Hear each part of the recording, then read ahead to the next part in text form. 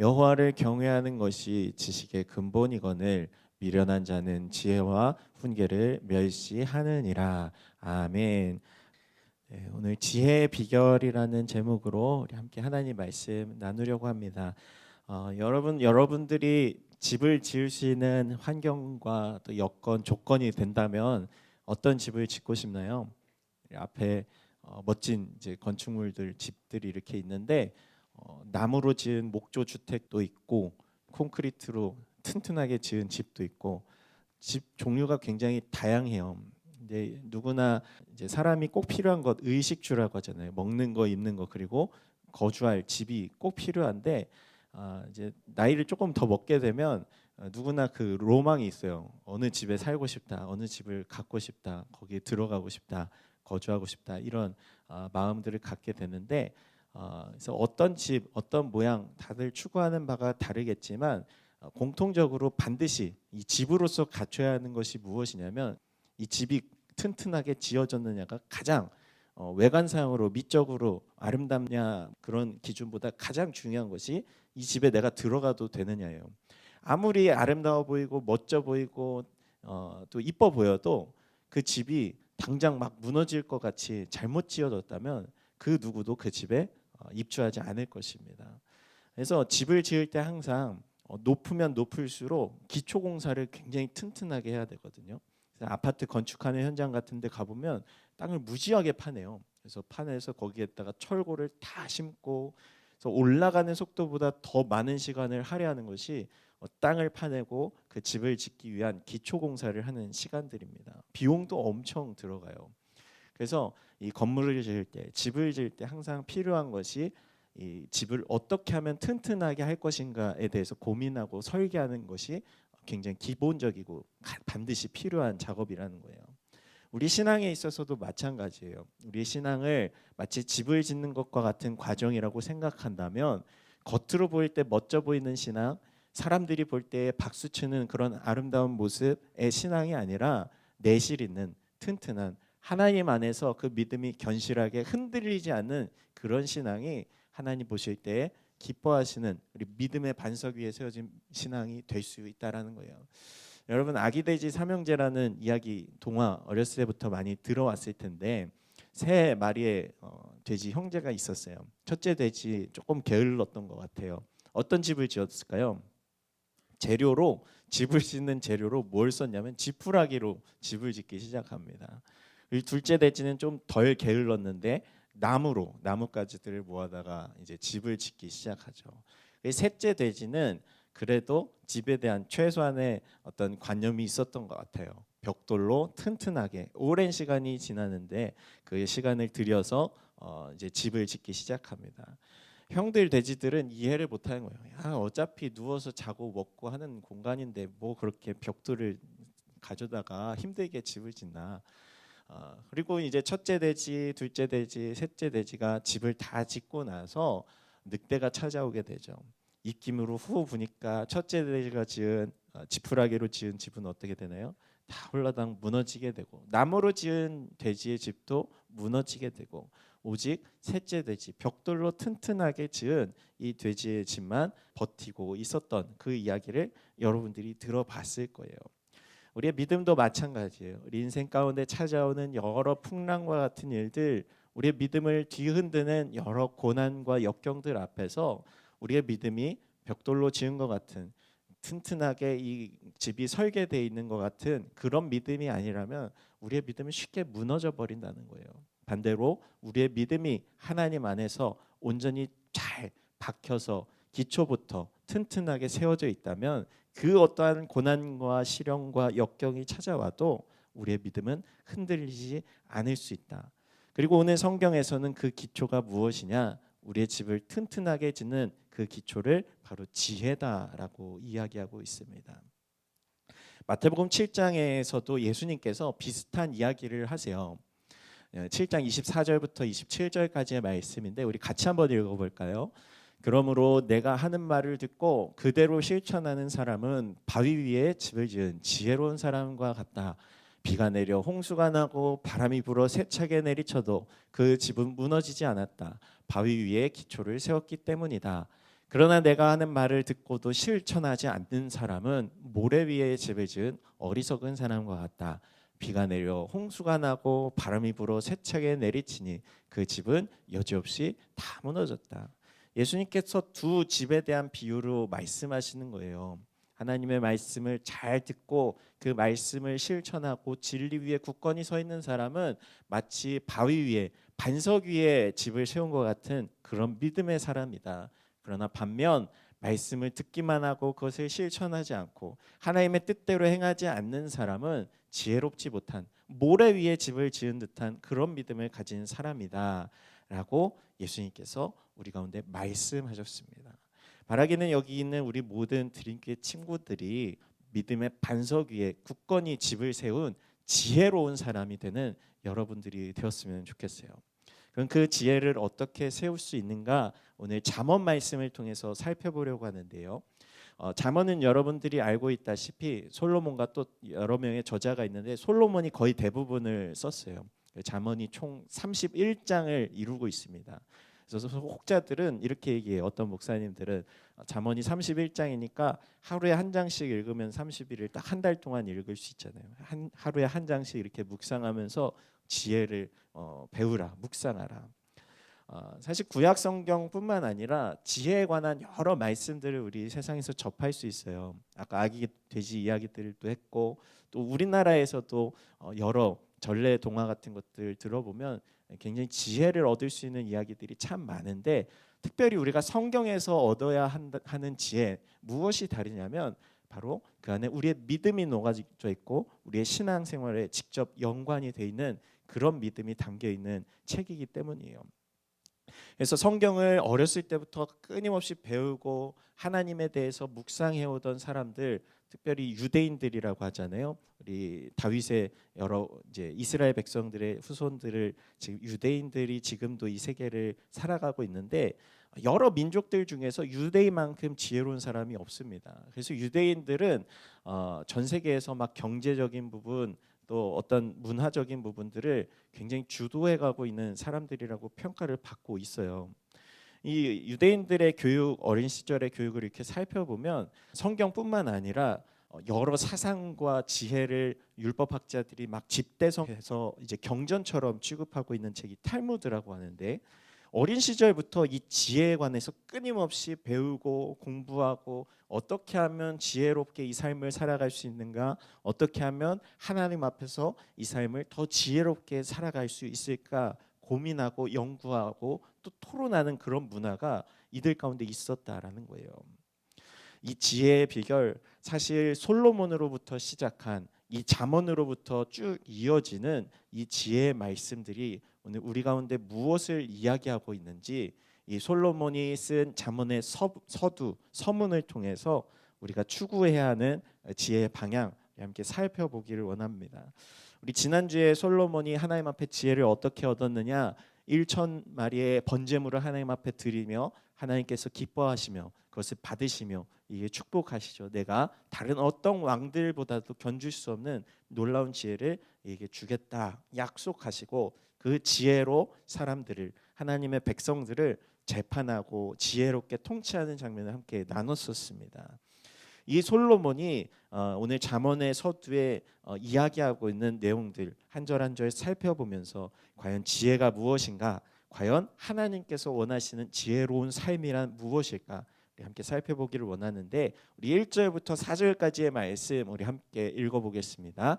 다윗의 아들 이스라엘 왕 솔로몬의 잠언이다.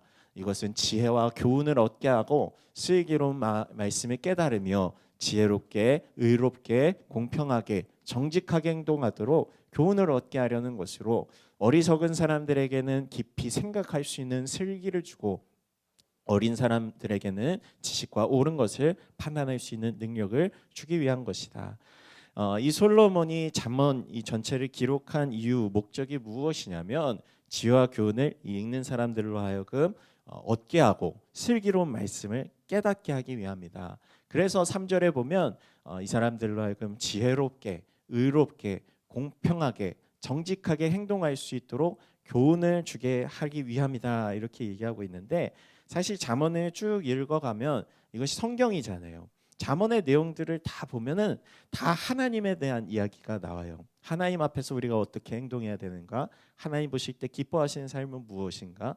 단순히 세상에서 말하는 지혜, 세상에서 말하는 어떻게 성공할 수 있느냐, 어떻게 인간관계를 잘 맺고 어떻게 처세술에 능한 삶을 살 수 있느냐를 얘기하는 것이 아니라 그보다 한 차원 높여서 하나님 보실 때에 어떠한 삶이 기뻐하시는 삶인가를 이야기하고 있는 내용들이 잠언의 모든 부분에 기록되어 있는 거예요. 그래서 3절에 지혜롭게 의롭게 공평하게 정직하게 행동하는데 누구 앞에서 그렇게 행동하는 것이냐? 하나님 앞에서 그렇게 지혜롭게 하나님 앞에서 정직하게 행동할 수 있도록 너희를 가르치려는 것이다 라고 오늘 얘기하고 있는 거예요. 4절 말씀에 보면 어리석은 사람들, 하나님의 뜻을 모른 채 마구잡이로 살아가는 그 사람들로 하여금 깊이 인생에 대해서 생각해 볼 수 있도록 하나님의 만드신 이 세상에 대해서 삶에 대해서 생각할 수 있는 그런 슬기를 줄 수 있도록 하기 위함이다라고 이야기하고 있습니다. 우리 지난주 말씀에 이 솔로몬이 지혜를 얻었던 것, 그가 하나님을 위해서 이 지혜를 사용하였다고 했잖아요. 하나님 맡기신 이 백성들을 잘 다스리고 통치하는 그에게 주어진 사명을 위해서 이 지혜를 사용했다고 했는데, 지혜는 이처럼 그가 올바른 판단을 내릴 수 있는, 올바른 재판을 내릴 수 있는 능력을 주는 거예요. 우리가 단순히 지혜라는 것을 공부를 잘해서 좋은 성적을 얻어서 전교 1등하고 그런 것들이 지혜가 아니라, 여러분 이렇게 주변에 보면 그런 사람들 있잖아요. 공부는 성적은 너무 잘 나오는데 행동하는 것이 뭔가 좀 부족해 보이고, 내 친구들도 보면은 되게 똑똑해 보이고 공부는 잘하는데 인간관계를 잘 맺지 못하는 그런 사람들.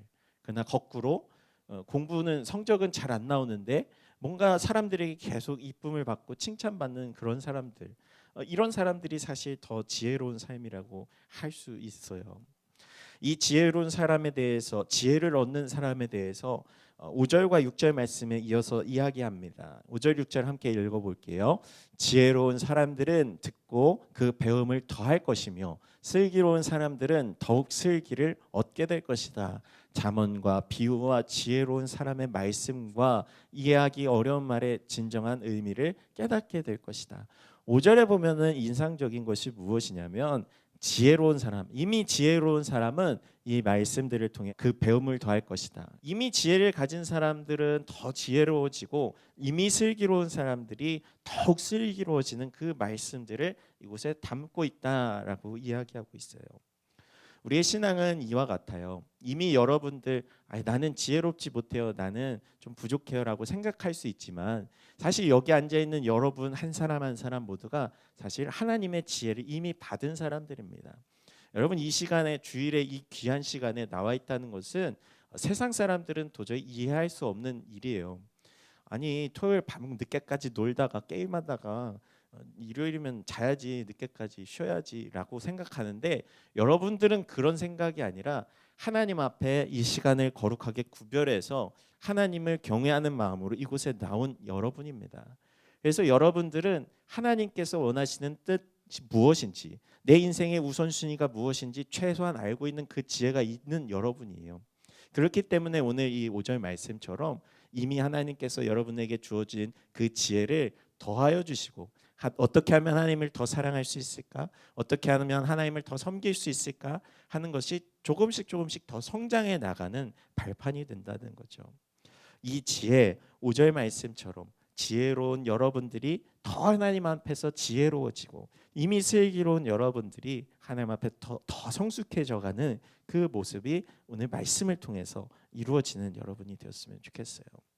공부도 이미 잘하는 사람들이 더 많은 지식을 습득하고, 그러니까 악기를 배울 때도 이미 피아노를 연주해 본 경험이 있는 친구들이 기타나 베이스 같은 다른 악기들을 처음 배워도 더 수월하게 배우는 것처럼, 이미 하나님에 대해서 알고 있는 여러분들은 하나님에 대한 말씀들, 진리의 복음의 말씀들을 더 조금씩 조금씩 배워가며 더 지혜를 습득하기에 훨씬 더 수월한 여러분이라는 거예요. 그리고 7절 말씀에는 이 1절부터 6절까지 전선생님이 장황하게 이야기한 이 내용들의 가장 핵심적인 한마디로 요약해 주는데, 우리 7절 말씀 함께 읽어보겠습니다. 시작. 여호와를 경외하는 것이 지식의 근본이거늘 미련한 자는 지혜와 훈계를 멸시하느니라.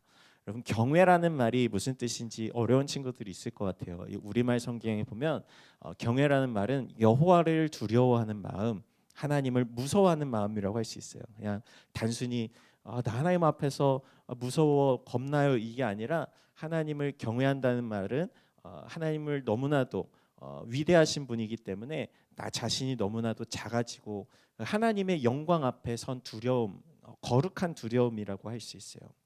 이 하나님을 경외한다는, 하나님을 두려워한다는 그 인식과 마음이 있는 사람들은 결코 죄를 쉽게 선택할 수 없는 거예요. 왜? 하나님께서 나를 보시기 때문에, 하나님께서 나를 판단하시기 때문에, 그리고 종국에는 내 인생을 심판하실 분이시라는 것을 알고 있기 때문에 그것을 우리는 경외라고 표현합니다. 그런데 오늘 솔로몬은 이렇게 얘기하는 거예요. 여호와를 경외하는 것이 지식의 근본, 지식의 시작이 되는 것이다. 그런데 반대로 미련한 사람, 지혜롭지 못한 사람들은 어떻게 하느냐? 이 지혜와 훈계를 멸시한다. 하나님께서 끊임없이 우리 가운데 말씀하시고 너는 이 길로 가야 한단다, 이 뜻대로 향해야 된단다, 끊임없이 우리의 마음 가운데 사람들을 통해서 말씀해 주셔도 그것을 멸시한다라고 표현하고 있어요. 그런데 신기하게도 세상은 우리 가운데 이렇게 이야기해요. 너희들 하나님 없이도 잘 살 수 있어. 너희들 하나님 경외하지 않아도 충분히 세상적으로 성공하고 똑똑해지고 지혜로운 삶을 영위할 수 있어 라고 우리에게 가르칩니다. 그러나 세상의 기준에서의 지혜라는 것은 단순히 세상적으로 잘 먹고 잘 살고 높은 연봉의 직업을 갖게 되고, 또 혹은 세상 사람들이 부러워할 만한 그런 높은 자리에 앉는 것, 그런 것들을 이야기하고 있지만 하나님 기준에서의 지혜는 그렇지 않다는 거예요.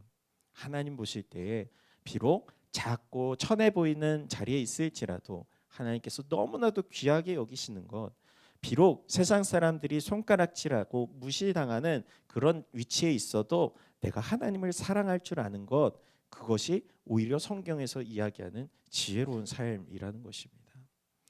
우리는 이렇게 많은 SNS나 인스타그램, 유튜브 이런 것들을 통해서 바라보는 것들 있잖아요. 이러한 삶이 성공한 삶이다, 이러한 삶이 우리가 가야 할 방향이다라고 바라보게 하는데, 이것은 사실 착시 현상입니다. 우리의 인생이 100년이라는 시간을 기준으로 두고 본다면 100년까지의 유한한 삶이라는 거예요. 그 시간 이후에 우리가 이 땅에서 가져갈 수 있는 것은 아무것도 없다는 것입니다. 연봉이 10억이든 100억이든 1000억이든 아무리 이 세상에서 잘 나간다 한들 내 인생의 수명이 다 끝나버리면 그것은 다른 사람들에게로 넘어가 버리는 거예요. 누가복음 12장에 예수님께서 이런 예시를 들어서 설명하세요.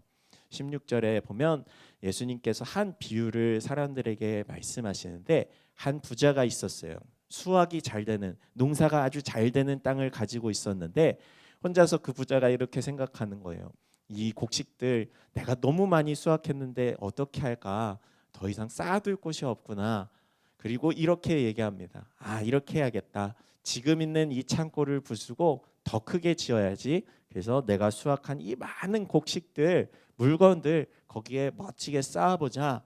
그리고 나서 내 영혼에게 스스로 이렇게 이야기하겠다는 거예요. 영혼아, 여러 해 동안 쓸 물건을 많이 쌓아뒀으니 이제 편히 먹고 마시자, 쉬고 즐기자, 이렇게 얘기해요. 그러자 하나님께서 그에게 이렇게 얘기하시는 거예요. 이 어리석은 사람아, 오늘 밤 내 영혼을 내게서 찾을 것이다. 그러면 내가 너를 위해 장만한 것들을 다 누가 갖게 되겠느냐? 자기를 위해 재물을 쌓아두면서도 하나님에 대해 부유하지 못한 사람은 이와 같다.